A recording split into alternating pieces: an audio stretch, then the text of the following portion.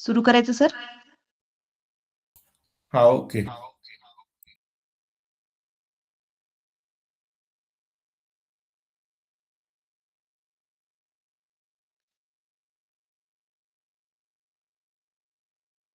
सर्वांना नमस्कार.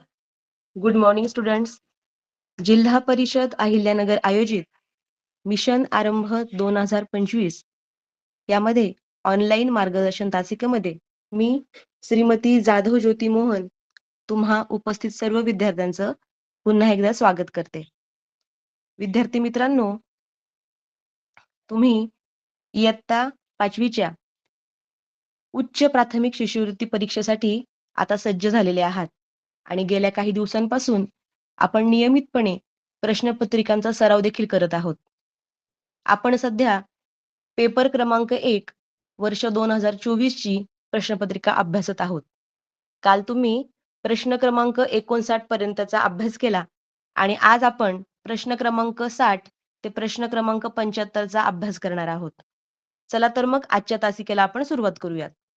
आजचा पहिला प्रश्न आहे प्रश्न क्रमांक 60. खालीलपैकी कोणत्या कोनाचे माप 360 अंशच्या 1/4 पटीपेक्षा कमी असते? आता विद्यार्थी मित्रांनो, तुम्हाला या प्रश्नाला अनुसरूनच एक प्रश्न या वर्षीच्या नवोदय परीक्षेमध्ये देखील विचारला होता. तो प्रश्न असा होता की एक संपूर्ण कोन म्हणजे कंप्लीट अँगल टिंब याच्या समान असतो. म्हणजेच बघा, एक संपूर्ण कोन हा म्हणजे एक वर्तुळा समान असतो आणि वर्तुळाचे माप किती असते? तर 360 अंश इतके असते. पण आपल्याला प्रश्न काय विचारलाय की खालीलपैकी कोणत्या कोनाचे माप 360 अंशाच्या 1/4 पटीपेक्षा कमी असते? म्हणजे या ठिकाणी आपल्याला याची 1/4 पट म्हणजेच ह्याचा पाव भाग अभ्यासायचा आहे. तर आपण याचे 4 समभाग करूयात. बघा, जर हे पूर्ण वर्तुळ 360 अंशाचे असेल, तर याचा होणारा प्रत्येक भाग हा 90 अंशाचा असेल. याचा होणारा प्रत्येक 1/4 भाग हा 90, 90, 90 अंशाचा असेल. या ठिकाणी प्रश्न असा विचारलाय की याच्या 1/4 पटीपेक्षा कमी कोणता कोन असतो? आता इथं 1/4 पट म्हणजेच पाव भाग हा 90 अंश इतका आहे. आणि आपल्या सगळ्यांना तर माहित आहे की 90 अंशापेक्षा जो लहान कोन असतो त्या प्रत्येक कोणाला लघुकोन असं म्हणतात. त्यामुळे या प्रश्नाचे उत्तर लघुकोन म्हणजेच पर्याय क्रमांक 3 हे आहे. त्याचबरोबर आपण इतरही पर्याय इथे अभ्यासूयात. पहिला पर्याय आहे काटकोन. आपण अगदी 3री पासूनच कोनांचे प्रकार शिकत आलेलो आहोत. काटकोन म्हणजे काय? तर काटकोन म्हणजे ज्याचे माप 90 अंश इतके असते त्याला काटकोन म्हणतात. दुसरा ऑप्शन आहे विशाल कोन. विशाल कोन म्हणजे काय?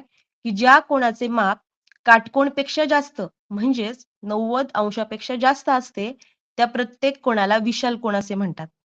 लघुकोन तर आपण आता अभ्यासला की ज्याचे माप 90 अंशापेक्षा कमी तो प्रत्येक कोन लघुकोन असतो. आणि चौथा ऑप्शन आहे प्रविशाल कोन. प्रविशाल कोन म्हणजे असा कोन जो 180 पेक्षा जास्त पण 360 अंशापेक्षा कमी. त्या कोणाला म्हणतात प्रविशाल कोन. म्हणजेच जर उदाहरणच घ्यायचं झालं तर बघा, ही सरळ रेषा असते. या सरळ रेषा याचे माप असते 180 आणि जर आपण या प्रकारचा कोन अभ्यासला हा बाहेरच्या बाजूचा, तर हा झाला प्रविशाल कोन. म्हणजे 180 पेक्षा जास्त पण 360 पेक्षा कमी. ठीक आहे. यानंतर आपण आता पुढच्या प्रश्नाकडे जाऊयात.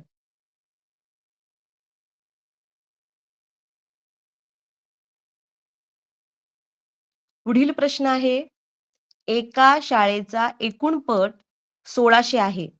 जर शाळेत 48% मुली असतील तर त्या शाळेतील मुलग्यांची संख्या किती? तर आपल्याला सुरुवातीला काय करायचंय? यामधील जे महत्त्वाचे शब्द आहेत त्याच्याखाली आपल्याला अंडरलाईन करून घ्यायची आहे. शाळेचा एकूण पट किती दिलेला आहे?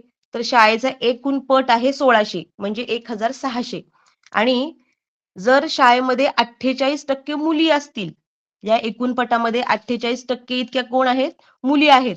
तर आपल्याला त्या शाळेतील मुलग्यांची संख्या काढायची आहे, म्हणजे बॉईजची संख्या काढायची आहे. मग आपल्याला हा फरक इथं लक्षात घ्यायचा आहे, की आपल्याला मुलींची टक्केवारी काढायची नाहीये. त्या टक्केवारीवरून मुलींची संख्या न काढता आपल्याला मुलांची संख्या काढायची आहे.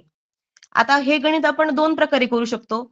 आधी टक्केवारीवरून आपण मुलींची संख्या काढून एकूण पटातून ती संख्या वजा करून डायरेक्ट मुलग्यांची संख्या काढू शकतो.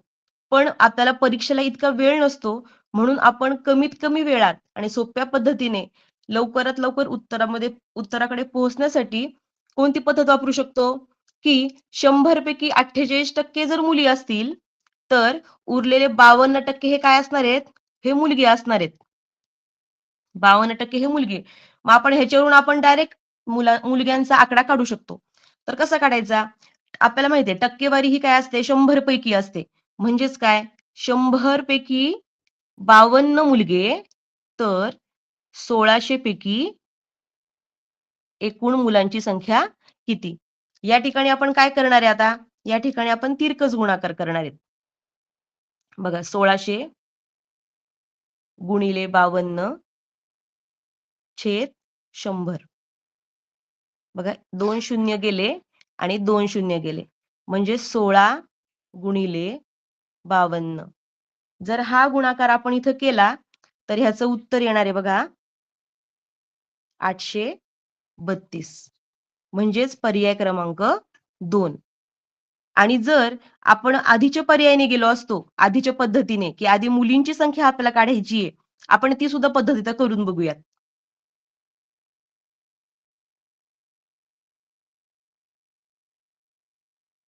बघा 100 पैकी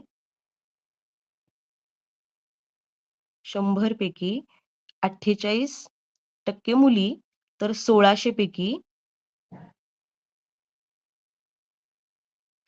पैकी मुली किती? तिरका गुणाकार पुन्हा करावा लागेल आपल्याला.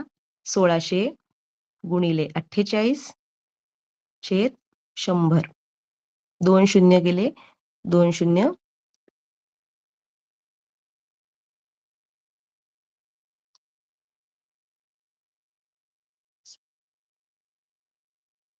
बघा आपण या पद्धतीने जरी गुणाकार केला, तर बघा या ठिकाणी येणार आहे 768.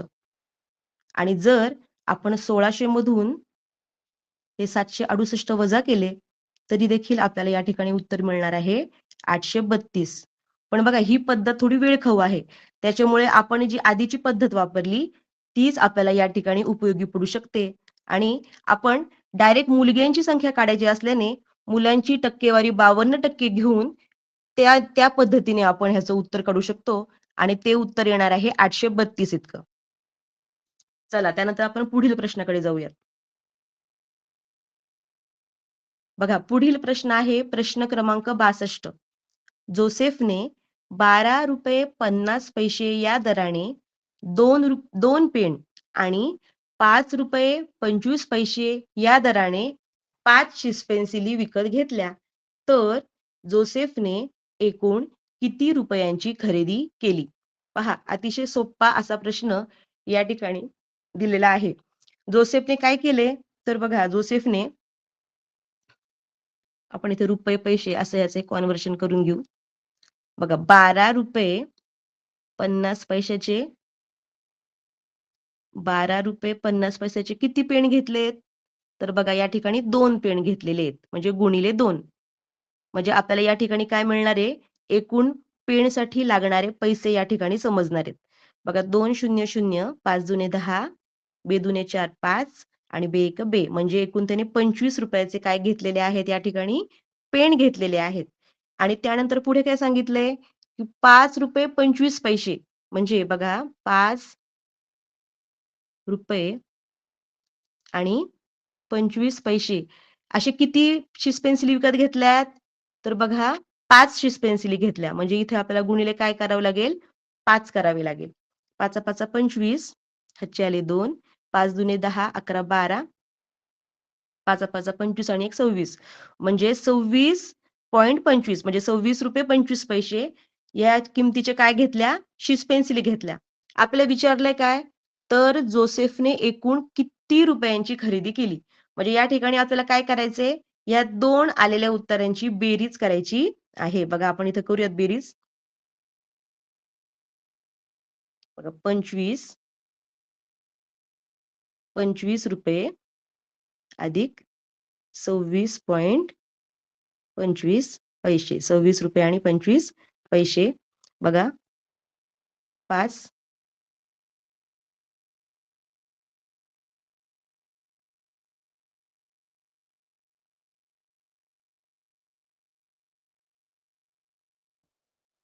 बघा ह्या ठिकाणी 5, 2चे 2, 5 आणि 6 11, 4 आणि 1 5 म्हणजे 51 रुपये आणि 25 पैसे. बघा ऑप्शन कुठे आहे हा 51 रुपये 25 पैसे? तर बघा ऑप्शन क्रमांक 2, 51 रुपये आणि 25 पैसे. म्हणजे या ठिकाणी 62 क्रमांकाच्या प्रश्नाचं उत्तर आहे पर्याय क्रमांक 2, 51 रुपये 25 पैसे. रुपया पैशांची बेरीज करताना कायम ही लक्षात घ्यायची गोष्ट की रुपये वेगळे मांडायचे, पैसे वेगळे मांडायचे. रुपये आणि पैसे हे एकत्र लिहायचे नाहीत, ते सलग लिहायचे नाहीत. तरच आपण ते उत्तरापर्यंत अचूक पोहोचू शकतो. त्यानंतर पुढील प्रश्न आहे प्रश्न क्रमांक 63. बघा इथे काही आकृत्या दिलेल्या आहेत. या आकृत्यामध्ये बघा आकृत्यावरून आपल्याला समजते की हे अपूर्णांक आहेत आणि काय करायचे आपल्याला या अपूर्णांकांची बेरीज करायला सांगितलेले आहे. आता आपण आकृतीवरून आधी काय करू शकतो? तर आपण आकृतीवरून आधी अपूर्णांक तयार करून घेऊ शकतो. पहिल्या आकृतीमध्ये बघा कोणता अपूर्णांक तयार होईल? तर एकूण भाग आहेत 3. एकूण भाग किती आहेत? 3. आणि त्या 3 भागांपैकी किती भाग रेखांकित केलेला आहे? तर तो आहे 1 भाग. म्हणजे 1/3. त्यानंतर बघा दुसरा अपूर्णांक काय तयार होईल? एकूण किती भाग आहेत? 1 2 3 4 5 6 7. एकूण भाग आहेत 7. त्या 7 भागांपैकी किती भाग रेखांकित केलेले आहेत? तर ते आहेत 3 भाग. मग हा अपूर्णांक काय तयार होईल? 3/7. त्यानंतर बघा तिसरा अपूर्णांक आपल्याला या ठिकाणी तयार करायचा आहे. एकूण भाग किती आहेत? 4 आहेत. 4 पैकी किती भाग हे रेखांकित केलेले आहेत? तर 3 भाग रेखांकित केलेले आहेत. म्हणजे या ठिकाणी कोणकोणते अपूर्णांक आपण तयार केले? पहिला झाला 1/3, दुसरा आहे 3/7 आणि तिसरा आहे 3/4. या 3 अपूर्णांकाची आपल्याला काय करायला सांगितली आहे बघा इथे बेरीज करायला सांगितलेली आहे. आणि आपण तर बघा अगदी 3री-4थी पासून मिश्रण आरंभाच्या पुस्तकात शिकत आलेलो आहोत की ज्यावेळेस आपण अपूर्णांकाची बेरीज करणार असू किंवा वजाबाकी करणार असू त्यावेळेस आपल्याला काय पाहिजे असतं तर सर्व अपूर्णांकाचे छेद हे सारखे असणं आवश्यक असतं. त्याशिवाय आपण त्यांच्यावर कोणतीही क्रिया करू शकत नाही. मग बघा या ठिकाणी 3 आहे, 7 आहे आणि 4 आहे. या तिघांचं आपल्याला काय करावं लागेल आधी? तर छेद समान करून घ्यावं लागेल. म्हणजे आपल्याला त्यांचं काय करावं लागणार आहे? तर त्यांचं आपल्याला लसावी काढावं लागणार आहे. अशी संख्या शोधावी लागणार आहे की जी त्या तिघांच्याही पाढ्यात असेल किंवा तिघांच्याही पटीमध्ये असणार आहे. आता लसावी काढण्याच्या वेगवेगळ्या पद्धती आपण वापरतो. त्यातलीच एक पद्धत मी तुम्हाला इथे दाखवते बघा. आपल्याला 3, 7 आणि 4 ह्या 3 अंकांचा काय करायचं आहे? लसावी करायचा आहे. बघा 3, 7 आणि 4 यांचा आपण लसावी करणार आहोत. कॉमन ह्यातला अवयव घेणार आहोत. आता बघा 3 आणि 7 ह्या मूळ संख्या असल्यामुळे त्या कुठल्याही पाढ्यामध्ये येणार नाही. तर आपण इथं 3चाच भाग देणार आहोत. 3 एके 3. त्यानंतर पुढे बघा हे तसेच राहिले. 7चा भाग देऊ. 7 एके 7.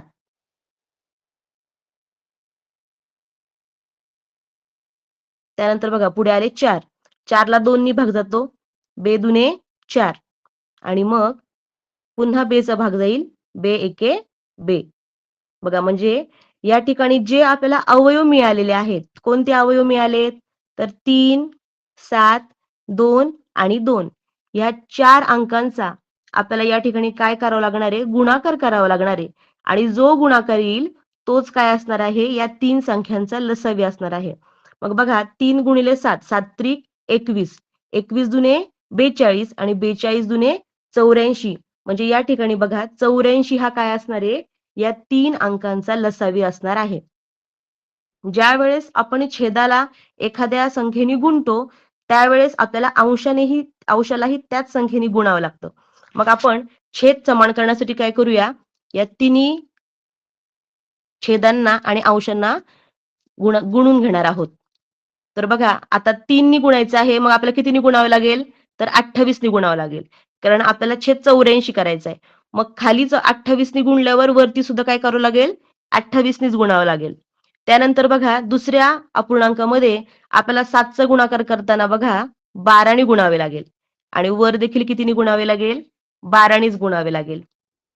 पुढच्या अपूर्णांकामध्ये जर पाहिलं तर बघा या ठिकाणी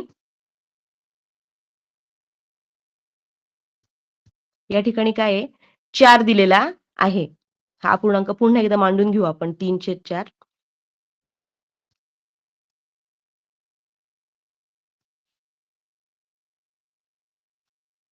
3/4.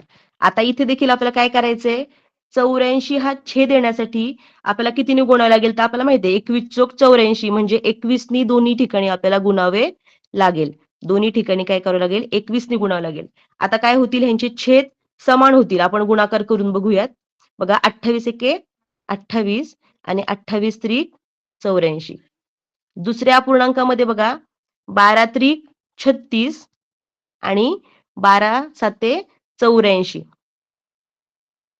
आणि तिसरा आहे 21 त्रिक 63 आणि 21 चोक 84. बघा आपण काय केलं आता इथे सर्व अपूर्णांकांचे छेद हे समान करून घेतले. जेणेकरून आपल्याला काय होईल? बेरीज करणं सोपं जाईल.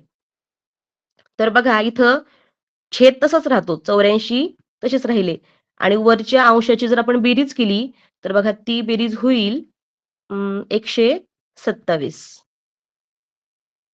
बघा 127 म्हणजेच 127/84 असं उत्तर आपल्याला ह्या ठिकाणी आलेलं आहे. हे उत्तर आपण आपल्या पर्यायामध्ये आहे का पाहूयात. तर बघा आपल्या या प्रश्नाच्या खाली 1 नंबर पर्यायालाच काय दिलेलं आहे? हे उत्तर दिलेलं आहे. कधी-कधी काय होतं, की आपल्याला फक्त हे उत्तर बघून आपण काय करू शकतो? रंगवू शकतो. पण हे जे पुढे अपूर्णांक आणखी दिलेले आहेत ऑप्शनमध्ये, आपण जर संक्षिप्त रूप केलं तर हे सुद्धा उत्तर येऊ शकतं. पण या ठिकाणी मूळ संख्या आहे त्याच्यामुळे त्याला आणखी भाग जाऊ शकत नाही.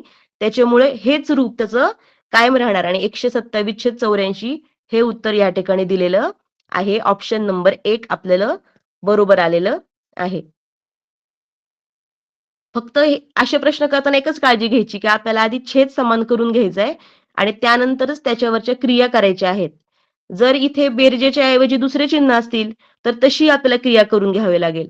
जर आधी बेरीज आणि नंतर गुणाकार असेल, तर गुणाकाराची क्रिया आधी करून घ्यावी लागते. म्हणजे आपल्या पदावलीप्रमाणे हा प्रश्न आपण सोडवू शकतो.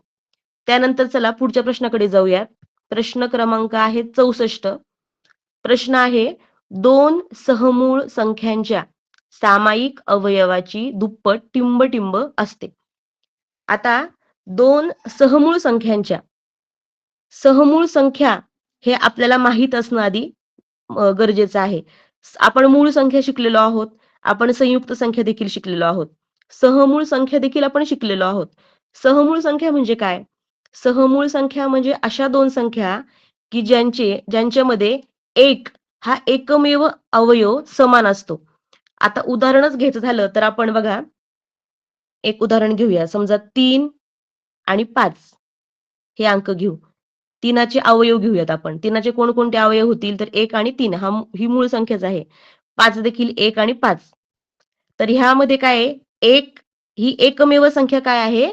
सामायिक आहे. म्हणून 3 आणि 5 ही काय झाली? सहमूळ संख्यांची जोडी झाली. आता आपल्याला हे देखील माहिती आहे, की प्रत्येक मूळ संख्याच सहमूळ संख्या असेल असे नाही. एखादी संयुक्त संख्या देखील काय असू शकते? सहमूळ संख्येच्या जोडीमध्ये येऊ शकते. आता उदाहरण घ्यायचं झालं तर आपण आणखी उदाहरण घेऊ. 5 आणि 6. आता 6 ही संयुक्त संख्या आहे आणि 5 ही मूळ संख्या आहे. आपण आता ह्याचे अवयव पाडून घेऊयात. 5 काय आहेत अवयव? 1 आणि 5 आणि 6 अवयव काय आहेत? तर 1, 2, 3 आणि 6.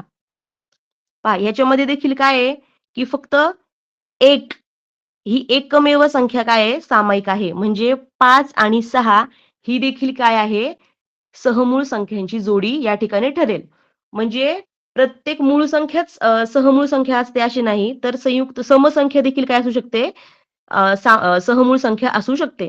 मग आता आपल्या इथं प्रश्न काय विचारलाय, की 2 सहमूळ संख्यांच्या सामायिक अवयवाची दुप्पट. आता सामायिक अवयव कोणता काढलाय आपण इथे? तर सामायिक अवयव फक्त कोणता असतो सहमूळ संख्यांचा? फक्त एक ही संख्या असते. मग एक या संख्येचं काय करायला सांगितलंय? तर दुप्पट करायला सांगितलेली आहे. म्हणजेच 1 गुणिले 2 ही किती होणार? तर 2. बघा पहिला ऑप्शन आहे 2 सहमूळ संख्यांपैकी लहान संख्या, तर नाही. दुसरा ऑप्शन आहे 2 सहमूळ संख्यांपैकी मोठी संख्या, तर नाही, हे सुद्धा चूक आहे. तिसरा ऑप्शन आहे 1, नाही, आपण दुप्पट करतोय. आणि चौथा ऑप्शन आहे 2, तर हे ऑप्शन एक अगदी बरोबर आहे. दुप्पट केली तर हे उत्तर 2 असणार आहे. आता हा प्रश्न जर पुन्हा रिपीट झाला, तर तुम्ही अगदी डोळे झाकून ह्याचं पर्याय क्रमांक 4 म्हणजे 2 हे उत्तर रंगवू शकता. त्यानंतर आपण पुढील प्रश्नाकडे जाऊयात. पुढील प्रश्न आहे बघा, एका सारणीवर हा प्रश्न आहे. चित्ररूप माहितीच्या आधारे आपल्याला प्रश्नांची उत्तरे द्यायची आहेत. प्रश्न क्रमांक 65 आणि 66 यासाठी हा चार्ट त्याने दिलेला आहे. आधी आपण हा चार्ट चांगल्या पद्धतीने अभ्यासूया. खालील चित्ररूप माहितीच्या आधारे खालील प्रश्नांची उत्तरे लिहा. प्रमाण 1 झाड बरोबर 20 झाडे. पहा इथे खाली काही वृक्षारोपणात सहभागी झालेल्या शाळांची नावे दिलेली आहेत आणि त्याच्या समोर त्यांनी लावलेल्या झाडांची संख्या चित्ररूपामध्ये दाखवलेली आहेत. आपण आधी त्याचं वाचन करून घेऊयात. तर बघा, पहिलं आहे ज्ञानदा विद्यालय. त्यांनी किती झाडं लावलेत? तर 5 चित्र. म्हणजेच जर आपण प्रमाणाने घ्यायचं ठरलं तर 1 झाड बरोबर 20 झाडे म्हणजे 5 गुणिले 20 म्हणजे 100 झाडे त्यांनी लावलेली आहेत. दुसरं आहे विद्यानिकेतन शाळा. त्यानंतर तिसरी आहे जीप प्राथमिक शाळा. चौथी आहे साधना विद्यालय आणि पाचवा आहे आदर्श विद्यालय. आणि बघा त्याच्या समोर त्यांनी काय दिलेले आहे? झाडांची संख्या दिलेली आहे. आपण आधी काय करूया? त्या चित्रावरून त्यांची झाडांची संख्या काढून घेऊयात. आता ज्ञानदा विद्यालय यांनी 5 झाडे म्हणजे आपण मगाशी काढल्याप्रमाणे बघा एकूण झाडे झाली 100. त्यानंतर बघा दुसरी शाळा दिलेली आहे ती म्हणजे विद्यानिकेतन शाळा. त्यांनी 3 झाडे लावलेली आहेत. म्हणजेच किती झाले? 20 त्रिक 60 झाडे त्यांनी लावलेली आहेत. त्यानंतर तिसरी शाळा आहे जीप प्राथमिक शाळा. त्यांनी किती झाडे लावलेत? तर 2 झाडे लावलेत. 2 झाडे म्हणजेच किती झाले? तर 40 झाडे झाले. त्यानंतर चौथी शाळा आहे साधना विद्यालय. त्यांनी किती झाडे लावलेत? तर 4 झाडे लावलेत. 4 झाडे म्हणजेच किती झाले? तर 80 झाडे. आणि सगळ्यात शेवटी दिलेली आहे आदर्श विद्यालय. त्यांनी किती झाडे लावलेली आहेत? तर 3 झाडे. 3 झाडे म्हणजेच काय? तर 60 झाडे. बघा आपण जर आधी तो चित्ररूप माहिती चांगल्या पद्धतीने अभ्यासून घेतली तर आपल्याला कशाही प्रकारचे प्रश्न जर त्यावर विचारले तरी आपली त्याची उत्तरे अजिबात चुकणार नाहीत. तर बघा त्यावरचा पहिला प्रश्न असा आहे की साधना विद्यालयापेक्षा ज्ञानदा विद्यालयाने किती झाडे जास्त लावली? बघा म्हणजे आपल्याला काय करायचं या ठिकाणी 2 शाळांनी लावलेल्या झाडांची काय करायची आहे? दोघातला फरक काढायचा आहे. बघा साधना विद्यालयाने किती झाडे लावलेत? 80 आणि ज्ञानदा विद्यालयाने झाडं किती लावलेली आहेत? तर 100. बघा अगदी सोपं आहे. 100 वजा 80 बरोबर किती? 20. म्हणजेच पर्याय क्रमांक 3. तुम्ही ह्याला आणखी वेगळ्या पद्धतीने असं करू शकता, की जरी तुम्ही हे संख्या 100, 60, 40, 80, 60 हे जरी काढलं नाही, त्याच्या ऐवजी आपण चित्र बघूनच समजा आता किती आहे? साधना विद्यालयाची चित्र आहेत 4 आणि अ, ज्ञानदा विद्यालय चित्र किती आहेत? 5 म्हणजे 5 वजा 4 केलं इथे. उत्तर आले 1. 1 चित्र आले. 1 चित्र म्हणजेच किती आहे? 20 झाडेत. ह्याच्यावरून सुद्धा आपण डायरेक्ट 20 झाडे हे उत्तर काढू शकतो. पण काय होतं बऱ्याच वेळेस आपण त्यावेळेस पेपर करताना एक उत्तर येतं आणि ऑप्शनमध्ये सुद्धा एक दिलेला असतो. मग आपण लगेच त्या घाईमध्ये एक ऑप्शन रंगवून टाकतो आणि तशी चूक होता कामा नये. त्याच्यामुळे आपण ही संख्या ओरिजिनल संख्या काढणं खूप गरजेचं आहे. ह्या 2 पद्धतीने आपण हा प्रश्न सोडवू शकतो. ह्याचं उत्तर आलेलं आहे पर्याय क्रमांक 3 20 झाडे. त्यानंतर आपण पुढील प्रश्नाकडे जाऊयात. बघा ह्याच्यावर आधारितच पुढचा प्रश्न काय आहे?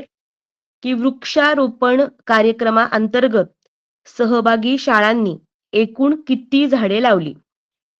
बघा म्हणजे ज्या सहभागी शाळा आहेत या ठिकाणी, म्हणजे ह्या सर्व शाळा 5 शाळा, ज्ञानदा विद्यालय, विद्यानिकेतन शाळा, जीप प्राथमिक शाळा, साधना विद्यालय आणि आदर्श विद्यालय या सर्व सहभागी शाळांनी एकूण किती झाडे लावली? म्हणजे आपल्याला काय करायचंय?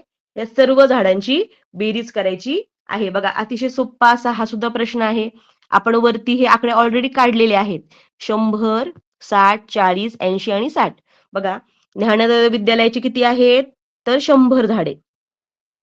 त्यानंतर विद्यानिकेतन शाळेची किती झाडे आहेत? तर 60 झाडे. त्यानंतर जीप प्राथमिक शाळेची किती झाडे आहेत? तर 40 झाडे. साधना विद्यालयाची किती झाडे आहेत? तर 80 झाडे. आणि आदर्श विद्यालयाची किती आहेत? तर 60. आपल्याला काय करायची आहे? या सगळ्या अंकांची बेरीज करायची आहे आणि ही बेरीज जर आपण केली तर बघा ही बेरीज येते 340 इतकी. बघा, म्हणजे आपला ऑप्शन क्रमांक आहे 2. एकूण लावलेल्या झाडांची संख्या किती आहे? 340. आणि हाच प्रश्न आपण वेगळ्या पद्धतीने कसा करणार? आपण जी मगाशी दुसरी पद्धत बघितली की सर्व झाडांची संख्या मोजून घ्यायची. 1, 2, 3, 4, 5. नंतर आहे 3. नंतर आहे 2. नंतर आहे 4. नंतर आहे 3. किती झाले? 5 आणि 3 8. 8 आणि 2 10. 10 आणि 4 14. 15 16 17. आणि मग एक झाड म्हणजे किती? चित्र म्हणजे 20. म्हणजे 17 गुणिले 20 जरी आपण केलं तरी आपलं उत्तर काय येणार आहे? 340. अशा 2 पद्धतीने आपण काय करू शकतो? हे उत्तर काढू शकतो. आणि बघा, चित्ररूप माहितीचे जे प्रश्न असतात ते अतिशय सोपे असतात. फक्त आपण त्यांचं प्रमाण नीट वाचणं खूप गरजेचं आहे. जर प्रमाण आपल्याला समजलं तर मात्र आपली कोणतीही चूक या ठिकाणी होणार नाही. असे हे 2 प्रश्न जे त्यांनी दिलेले होते ते चित्ररूप माहितीवर आधारित होते, जे आपण या ठिकाणी सोडवलेले आहेत. चला त्यानंतर पुढच्या प्रश्नाकडे जाऊयात. प्रश्न क्रमांक आहे 67 काय आहे हा प्रश्न? 8,712 अधिक 13,500 बरोबर किती?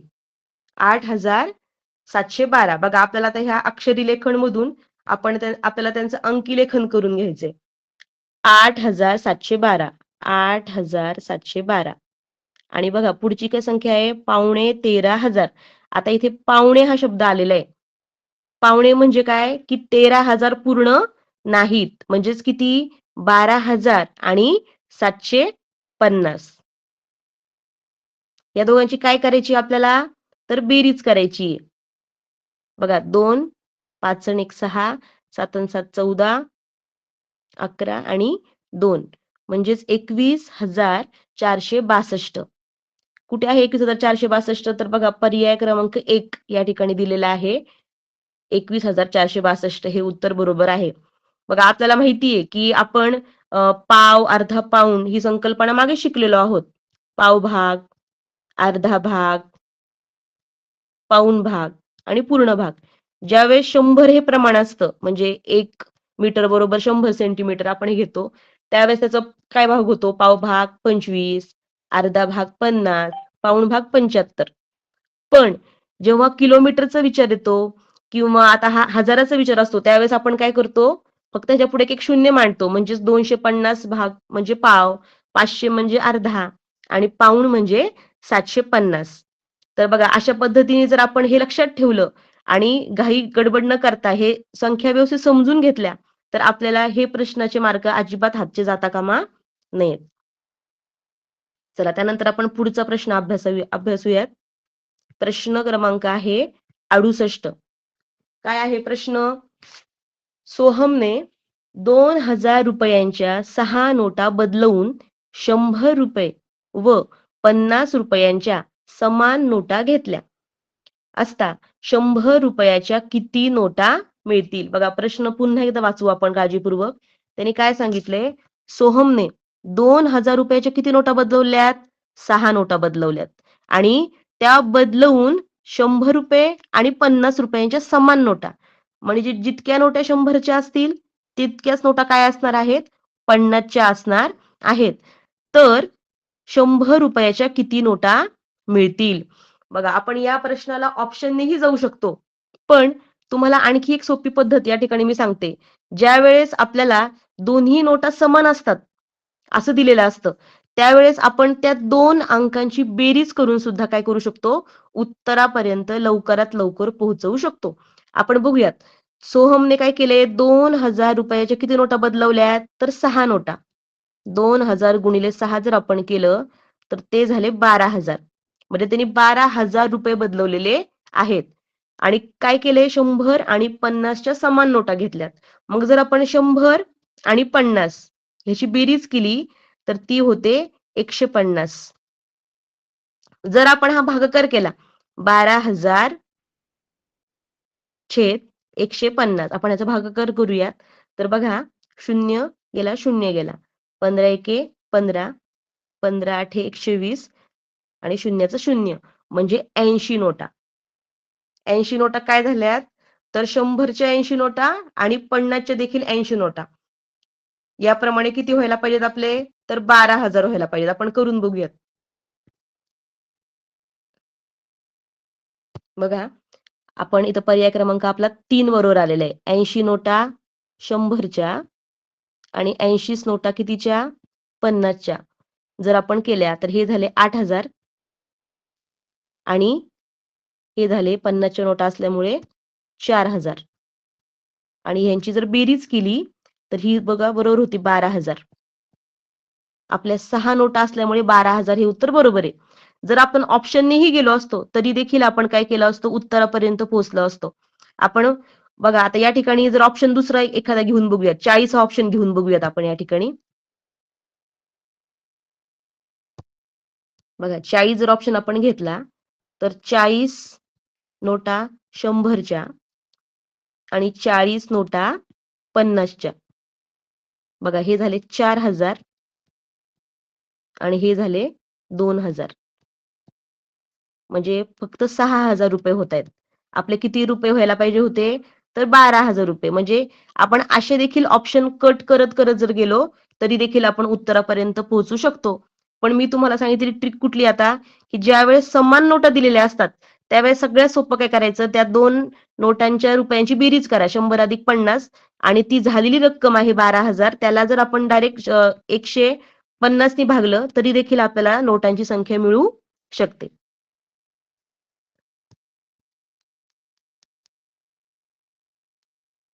चला, आता पुढील प्रश्नाकडे आपण जाऊयात. प्रश्न क्रमांक आहे 69. काय आहे प्रश्न? 3, 2, 5, 0 आणि 8 हे अंक प्रत्येकी किमान एकदा वापरून 6 अंकी लहानात लहान विषम संख्या तयार केली असता एकक व शतक स्थानच्या अंकांचा गुणाकार किती येईल? बघा, आता इथं किती अंक दिलेले आहेत? तर 5 अंक दिलेले आहेत आणि हे किमान एकदा वापरायचे आहेत आपल्याला, कमीत कमी एकदा. आणि संख्या किती अंकी बनवायची आहे? तर 6 अंकी बनवायची आहे आणि लहानात लहान विषम संख्या आपल्याला तयार करायची आहे. तर बघा, हे अंक किती आहेत? 5 आहेत. 3, 2, 5, 0 आणि 8. आपल्याला संख्या किती अंकी बनवायची आहे? तर 6 अंकी. म्हणजे आपल्याला कोणतं तरी एक अंक काय करावं लागणार आहे, एकदा रिपीट करावं लागणार आहे. पण कोणता रिपीट करणार आपण? जो अंक सगळ्यात लहान आहे. कारण आपल्याला लहानात लहान संख्या तयार करायची आहे. मग इथे लहान संख्या सगळ्यात 0 आहे. 0 हा अंक सगळ्यात लहान आहे. पण तो आपण सुरुवातीला घेऊ शकत नाही. आपण चढत्या क्रमाने आता संख्या मांडणार आहोत. सुरुवातीला 2 येईल. या ठिकाणी बघा, सुरुवातीला 2, त्यानंतर 0 आपण 2 वेळेस घेणार आहोत कारण आपल्याला 6 अंकी संख्या बनवायची आहे. त्यानंतर काय दिलंय? 3, 5 आणि 8 ही सगळ्यात लहानात लहान संख्या तयार झालेली आहे. पण त्यांनी काय सांगितलंय, की 6 अंकी लहानात लहान विषम संख्या त्यांनी सांगितलेली आहे. आणि जर आपण सरळ सरळ चढता क्रम लावला तर तयार होणारी संख्या ही विषम नाही तर सम तयार होतीये. मग आपल्याला काय करावं लागेल अशा वेळेस? फक्त शेवटच्या 2 अंकांची काय करावं लागणार आहे? अदलाबदल करावं लागणार आहे. आपण ती करूयात. बघा, म्हणजे 5 आणि 8 होतं, तर त्याच्याऐवजी आपण काय करू? 8 आणि 5 हे अंक घेऊ. बघा, आता तयार झालेली संख्या काय झाली? लहानात लहान 6 अंकी विषम संख्या तयार झालेली आहे. पण आपल्याला काय विचारलंय या ठिकाणी, की काय करा? एकक आणि शतक स्थानच्या अंकांचा गुणाकार करायचा आहे. एकक आणि शतक स्थानच्या अंकांचा गुणाकार. एकक स्थानी कुठला अंक आहे? 5 अंक आहे. आणि शतक स्थानी कोणता अंक आहे? तर 3 अंक आहे. या दोघांचं काय करायचंय? गुणाकार. 5 त्रिक 15. बघा या ठिकाणी आपण घाईमध्ये नुसती लहानात लहान संख्या तयार केली असती आणि शेवटचे 2 अंक घेतले असते तरी आपला गुणाकार चुकला असता आणि आपलं उत्तर चुकलं असतं बघा. म्हणून त्याच्यामुळे प्रश्न खूप काळजीपूर्वक वाचणं गरजेचं आहे आणि प्रश्नातील महत्त्वाच्या भागाला अंडरलाईन करणं देखील तितकंच महत्त्वाचं आहे. बघा इथं 15 उत्तर आलेलं आहे आणि आपला ऑप्शन आहे ऑप्शन क्रमांक 3 15.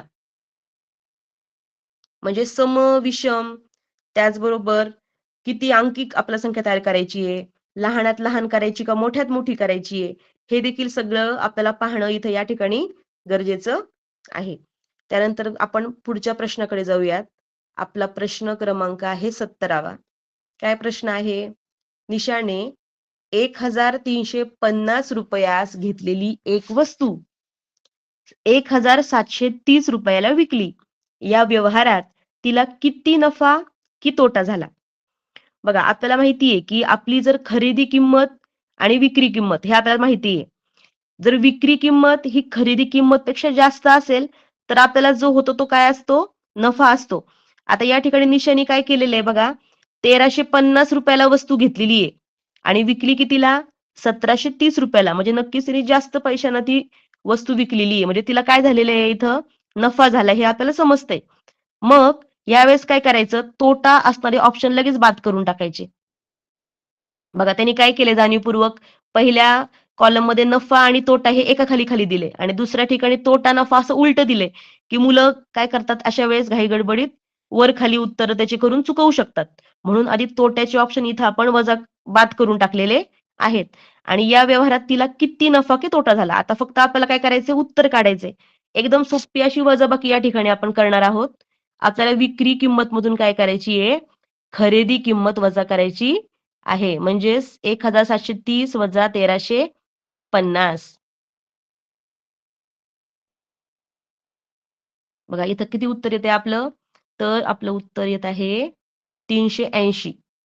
380 हा काय झालेला आहे या ठिकाणी निशाला? तर नफा झालेला आहे. म्हणजेच पर्याय क्रमांक 4 या ठिकाणी बरोबर आहे.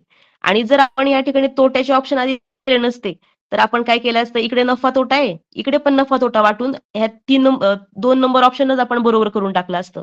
त्याच्यामुळे कधी-कधी पर्याय सुद्धा काळजीपूर्वक वाचणं खूप महत्त्वाचं असतं.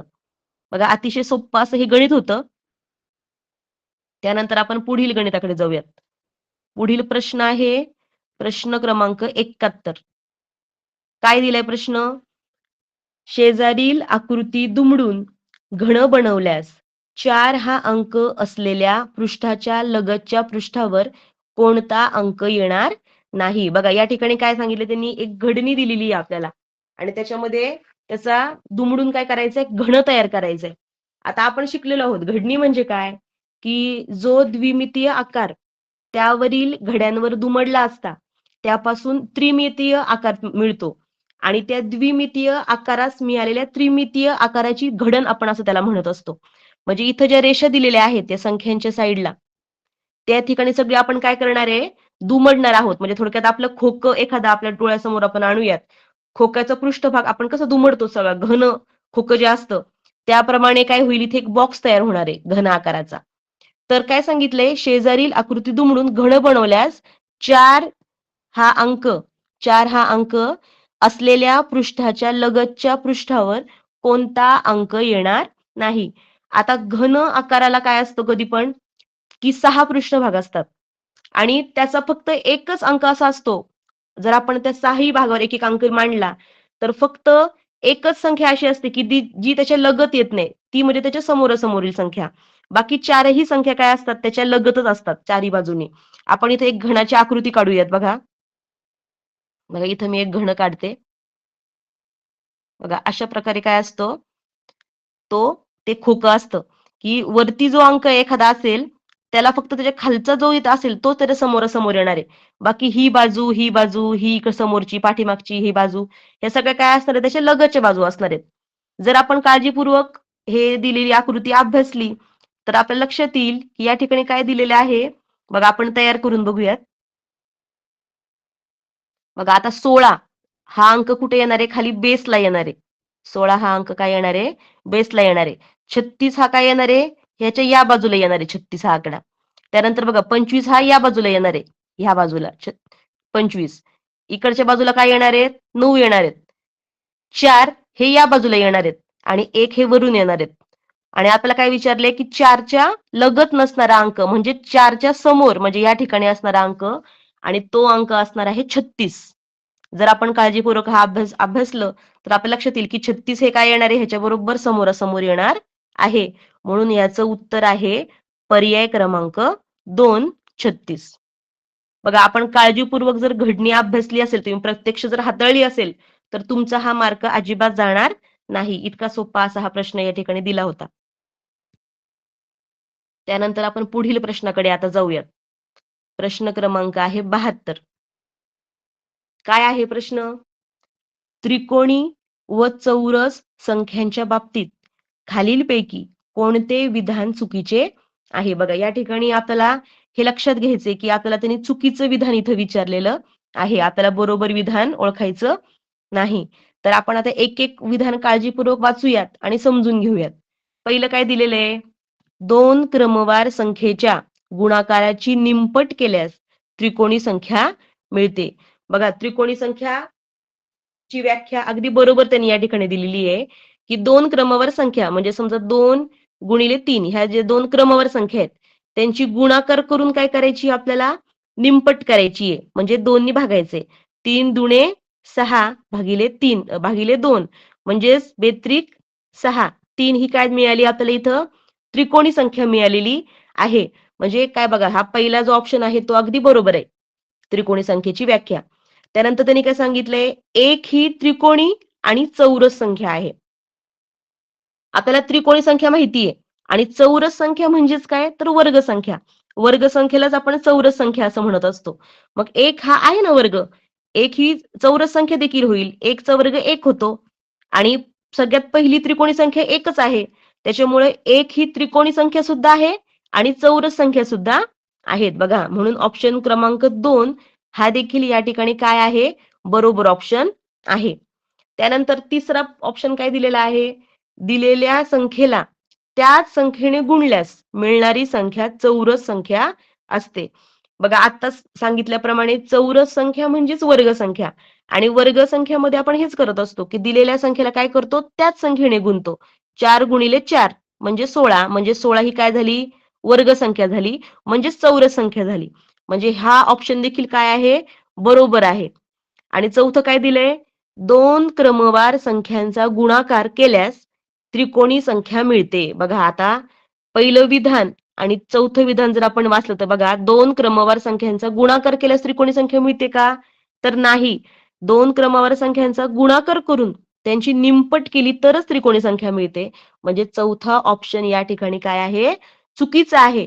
आणि आपल्याला चुकीचं विधान ओळखायला सांगितल्यामुळे बघा पर्याय क्रमांक 4 या ठिकाणी आपण रंगवणार आहोत. त्रिकोणी संख्या आणि चौरस संख्या म्हणजेच वर्ग संख्या या या ठिकाणी आपल्याला संकल्पना देखील बघा क्लिअर झालेल्या आहेत.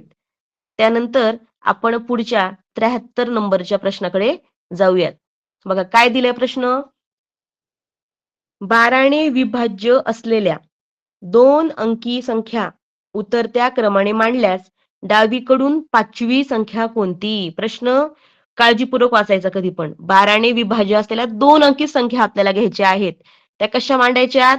उतरत्या क्रमाने मांडायच्यात आणि डावीकडून 5वी संख्या आपल्याला विचारलेली आहे. बघा आपण आधी इथं पाढा मांडून घेऊयात 12चा. 12 एक 12, 12 दुने 24, 12 त्रिक 36, 12 चोक 48, 12 पंचे 60, 12 सक 72, 12 सती 84, 12 आठी 96. आता आपल्याला त्याने 2च अंकी संख्या विचारल्यात त्यामुळे आपण पाढा इथेच थांबवणार आहोत. आणि आपल्याला काय करायचे उतरत्या क्रमाने हे संख्या सगळ्या काय करायच्यात मांडून घ्यायच्यात उतरत्या क्रमाने. बघा इथं आपण मांडूयात. बघा आधी 96 येईल, नंतर 84 येईल. बघा त्यानंतर 72 येईल, त्यानंतर 60 येईल, त्यानंतर 48 येईल, त्यानंतर 36, त्यानंतर 24 आणि सगळ्यात शेवटी येतील 12. आता काय करायचंय डावीकडून 5वी संख्या आपल्याला मोजायची आहे. बघा डावीकडून 5वी संख्या. बघा 1, 2, 3, 4 आणि 5. म्हणजे या ठिकाणी कुठलं उत्तर बरोबर आलेलं आहे आपलं 48. म्हणजे आपण फक्त विभाज्य संख्या काढून हे उत्तर काढू शकत नाही, तर आपल्याला ते उत्तर त्या क्रमाने मांडून मग डावीकडून मोजायच्यात. आपण जर सलग मांडल्या असत्या तर आपलं उत्तर या ठिकाणी चुकलं असतं. त्याच्यामुळे प्रश्नातला प्रत्येक शब्द काळजीपूर्वक वाचणं खूप गरजेचं आहे. या ठिकाणी उत्तर आलेलं आहे पर्याय क्रमांक 3, 48 हे उत्तर या ठिकाणी बरोबर आहे.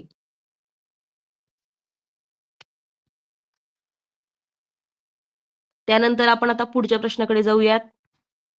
बघा हा पुढचा प्रश्न आहे प्रश्न क्रमांक 74. काय दिले या प्रश्नामध्ये विचारलंय? बघा अफरोजने 12 किलोमीटर 300 मीटर अंतरापैकी 9 किलोमीटर 500 मीटर अंतर सायकलने पार केले. उर्वरित अंतर तिने धावत पार केले. तर तिने किती अंतर धावत पार केले? म्हणजे बघा या ठिकाणी आपण प्रश्न जर समजून घेतला तर त्यांनी काय सांगितलेले आहे? अफरोजने 12 किलोमीटर 300 मीटर अंतर हे काय केले? हे एकूण अंतर आहे. त्या एकूण अंतरांपैकी तिने काय केले? तर 9 किलोमीटर 500 मीटर अंतर हे सायकलनी पार केलेलं आहे. आणि उरलेलं अंतर म्हणजे ह्यांची वजाबाकी करून जे उरलेलं अंतर येणार आहे ते तिने धावत पार केले आणि आपल्याला तेच अंतर या ठिकाणी विचारलेलं आहे की तिने धावत किती अंतर पार केलेले. मग बघा आपल्याला काय करावं लागेल या ठिकाणी? आधी एकूण किलोमीटर पैकी सायकलनी पार केलेले जे अंतर आहे ते काय करावं लागेल या ठिकाणी वजा करावं लागणार आहे. आपण इथे ही सोपी अशी वजाबाकी करूयात. बघा किमी आणि मीटर. बघा किती आहे? 12 किमी आणि 300 मीटर वजा किती अंतर तिने सायकलनी पार केले या ठिकाणी? तर 9 किलोमीटर आणि 500 मीटर. याची आपण काय करणार आहोत आता? वजाबाकी करणार आहोत. बघा किती येते उत्तर मग या ठिकाणी? 2 किलोमीटर आणि 800 मीटर. बघा आता इथं जर नीट ऑप्शन आपण पाहिले तर आपल्याला दिसेल पहिला आणि दुसरा ऑप्शन बघायला आपल्याला अगदी डोळ्याला सारखा वाटतो. 2.8 किमी आणि 2.800 मीटर. हे खालचे दोन ऑप्शन तिसरा आणि चौथा या ठिकाणी कट होणार आहे ऑटोमॅटिक. तर बघा मुलं काय करतात? जे उत्तर आले ते लगेच 2 नंबर ऑप्शन मध्ये पाहतात आणि त्याला लगेच रंगवून टाकतात. पण या ठिकाणी आपल्याला लक्षात घ्यायचंय की 2 हा आकडा काय दिलेला आहे इथं? किलोमीटर दाखवतोय आपल्याला आणि 800 हे आपल्याला काय दाखवते? तर मीटर दाखवते. म्हणजे 2.800 मीटर नाही तर 2.8 किलोमीटर. म्हणजे या प्रश्नाचं उत्तर आहे पर्याय क्रमांक 1, 2.8 किलोमीटर. बघा म्हणजे आपण जर पूर्ण जे संख्यांवरील क्रिया बरोबर करतो पण फक्त त्याच्या पुढचं जे एकक जर व्यवस्थित काळजीपूर्वक पाहिलं नाही तरी देखील आपलं उत्तर या ठिकाणी चुकू शकतं. त्याच्यामुळे अगदी शेवटच्या क्षणापर्यंत गणित सोडवताना रंगवेपर्यंत ऑप्शन सुद्धा सगळे बारकाईने पाहणे खूप महत्वाचे आहेत. हे आपल्याला या ठिकाणी ऑप्शन पाहून समजते. त्यानंतर बघा आजचा प्रश्नपत्रिकेतला शेवटचा प्रश्न आपण पाहणार आहोत. प्रश्न आहे प्रश्न 75वा शेवटचा प्रश्न. काय प्रश्न दिलाय बघा? स्वराने मे महिन्यात सहलीला जाण्यापूर्वी पुणे ते दिल्ली विमानाचे आगाऊ तिकीट 5,780 रुपयाला काढले. परंतु काही कारणामुळे तिने ते तिकीट रद्द केले. तिला 30% रक्कम कपात करून उर्वरित रक्कम मिळाली तर स्वराला किती नुकसान झाले? बघा आपल्याला कोणती माहिती दिलीये हे आपल्याला आधी पाहणं गरजेचं आहे. बघा स्वराने काय केले? मे महिन्यामध्ये सहलीला जाण्यासाठी पुणे ते दिल्ली हे विमानाचे आगाऊ तिकीट तिने काढले. किती रुपयाचं होतं ते? तर 5,780 रुपयांचं ते तिकीट होतं. आणि काही कारणामुळे काय झालंय ते तिकीट तिचं कॅन्सल झालंय, रद्द झाले. आणि तिची किती टक्के रक्कम झाली कपात? तर बघा 30% रक्कम कपात झालेली आहे आणि उर्वरित रक्कम तिला परत मिळाली आहे. आपल्याला विचारलंय काय की किती नुकसान झाले? म्हणजे आपण काय करणार आहे? या ठिकाणी जी 30% रक्कम तिची कपात झालेली आहे ती किती आहे हे इथं आपल्याला विचारलेलं आहे. कधी कधी प्रश्न कसा असतो की किती 30% रक्कम कपात होऊन तिला किती रक्कम परत मिळाली. बघा प्रश्न बदलला का लगेच त्याच्यावरची क्रिया सुद्धा बदलत असते. त्याच्यामुळे आपण प्रश्न आधी वाचणं काळजीपूर्वक खूप गरजेचं आहे. बघा काय सांगितलंय, किती रक्कम तिला किती रक्कम तिची कपात झाली म्हणजे तिला किती नुकसान झालं थोडक्यात. तर आपण बघा काढूयात आधी. तिची किती रक्कम कपात झालीये? तर 30%. आता टक्केवारीमध्ये बघा आपण नेहमी बघतो की टक्के हे किती पैकी असतात? तर 100 पैकी असतात. म्हणजे तिचे 100 रुपयामागे किती रुपये कट झालेत? 30 रुपये कट झालेले आहेत. तर आपल्याला आता किती पैकी काढायचे ते? तर आता काढायचे आपल्याला ते 5,780 पैकी काढायचे आहेत. 5,780 म्हणजेच काय? की 100 रुपयातून 30 रुपये कट झाले, तर 5,780 रुपयामधून तिची किती रक्कम कपात झालीये. तर बघा या ठिकाणी परत आपण तिरकस गुणाकार करणार आहोत. बघा तिरका गुणाकार आपण करणार आहोत. काय कसा? 5,780 गुणिले 30 आणि बघा त्याला छेद आलेत 100. बघा इथं हा शून्य गेला, हा शून्य गेला, हा शून्य गेला, हा शून्य गेला. म्हणजे इथं सरळ सरळ एक गुणाकार आपण करणार आहोत आता. 578 गुणिले 3. बघा 578 गुणिले 3. 8 त्रिक 24. 7 त्रिक 21, 22 23. हातचे आले 2. 5 त्रिक 15, 16 17. म्हणजे 1734 इतकी रक्कम तिची काय झालेली आहे? कपात झालेली आहे. म्हणजे किती नंबरचा ऑप्शन या ठिकाणी दिसतोय आपल्याला? तर बघा पहिलाच ऑप्शन दिसतोय 1734. जर आपल्याला असं विचारलं असतं, की तिची रक्कम कपात होऊन तिला किती रक्कम मिळाली? तर बघा आपण पुढे काय केलं असतं? 1734 या ठिकाणी दिलेले आहेत. आपल्याला इथं परत वजाबाकी करावी लागली असती. आपण करून बघूयात.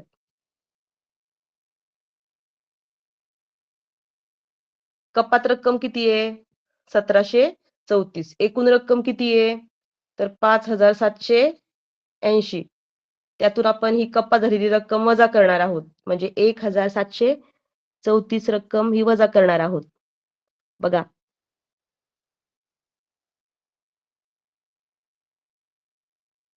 किती उरले तिथे? तर 4,046. बघा म्हणजे जर आपल्याला असा जरी प्रश्न इथे विचारला असता, की 30% रक्कम कपात होऊन तिला किती रक्कम परत मिळाली, तरी देखील आपण काय करू शकलो असतो या ठिकाणी? आपण अशा पद्धतीने देखील ह्याचं उत्तर काढू शकलेलो असतो. तर बघा इथे तुम्हाला हे सर्व आजचे सत्रातले प्रश्न समजले असतील, अशी मी आशा बाळगते. आणि बघा जर तुम्ही आतापर्यंतचे सर्व आपले जे मिशन आरंभ जे तासिका अगदी पहिल्यापासून आपण एप्रिल महिन्यामध्ये सुरू केलेले आहेत, त्या जर काळजीपूर्वक अभ्यासल्या असतील, तर तुम्हाला आतापर्यंतचे सगळे घटक अगदी छान पद्धतीने समजले असतील.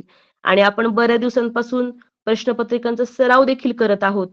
तुम्ही देखील घरी प्रश्नपत्रिका, जुन्या प्रश्नपत्रिका सोडवत असाल आणि जे प्रश्न तुम्हाला अडत असतील, ज्या ठिकाणी तुमचे मार्क जात असतील, त्या घटकाचा पुन्हा चांगल्या पद्धतीने अभ्यास करा. म्हणजे ते देखील मार्क तुमचे जाणार नाहीत. गणित हा विषय असा आहे, की ज्याचे मार्क अगदी आपल्या हातातले मार्क आहेत.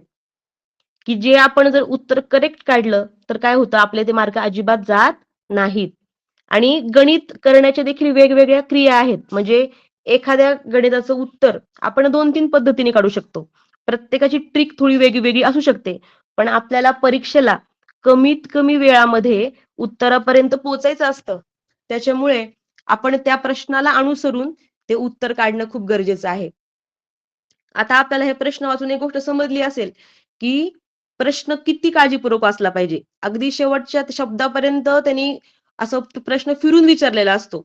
माहिती कुठली दिलेली आहे आणि काढायला काय सांगितलेलं आहे, हे आधी आपल्याला समजलं पाहिजे.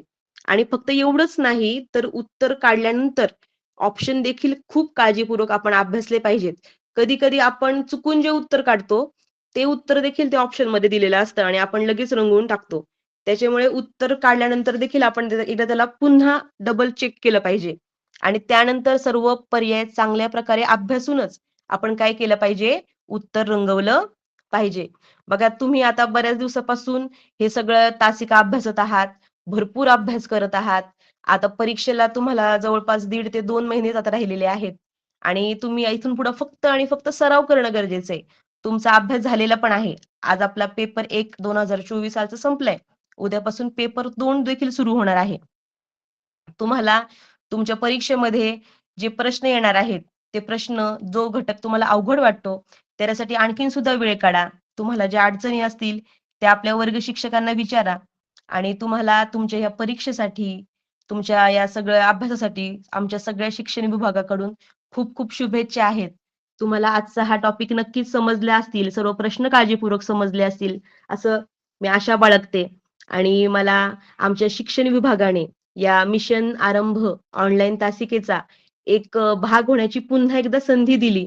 पुन्हा एकदा एक तासिका घेण्याची संधी उपलब्ध करून दिली. त्याबद्दल मी आमच्या प्रशासनाचे खूप ऋण व्यक्त करते आणि आजची तासिका या ठिकाणी थांबवते. धन्यवाद.